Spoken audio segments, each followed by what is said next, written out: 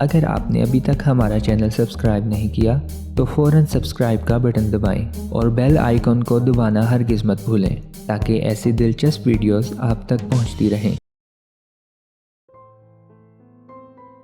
چاول کو پکانے سے پہلے بھگونا یا دھونا کیوں ضروری ہے؟ ایشیائی ممالک میں چاول دن کے ہر کھانے کا اہم حصہ ہے۔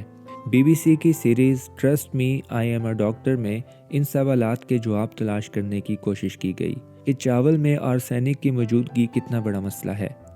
آرسینک قدرتی طور پر مٹی اور پانی میں پایا جاتا ہے۔ یہ زہریلا ہو سکتا ہے اور یورپی یونین نے اسے کینسر پیدا کرنے والے عناصر میں پہلے درجے میں شامل کیا ہے۔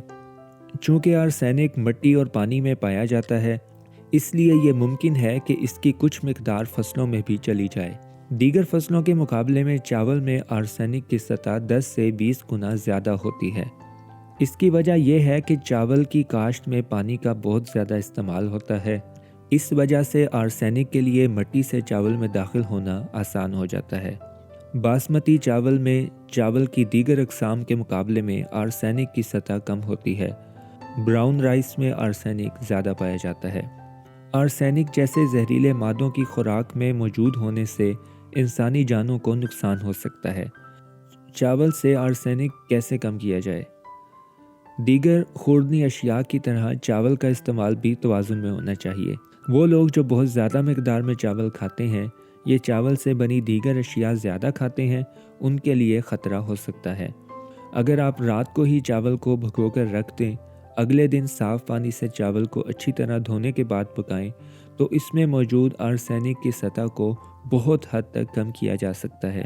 چاول پکانے کے دوران بھی چاول کا پانی ایک ابال آنے کے بعد اگر بدل دیا جائے تو بھی آرسینک کو کم کرنے میں مدد ملتی ہے۔ اس طریقے سے چاول پکانے سے اس میں موجود آرسینک کو 80% تک کم کیا جا سکتا ہے۔ چاول کی کتنی مقدار کھانا مناسب ہے، یہ ایک مشکل سوال ہے۔ اس کے بارے میں کوئی حتمی جواب دینا فی الحال ممکن نہیں۔ امریکی ادارے فوڈ سٹڈیز ایجنسی کی ایک رپورٹ کے مطابق 70 کلو سے زیادہ وزن والے ایک شخص کے لیے 100 گرام چاول کھانا ٹھیک سمجھا جاتا ہے۔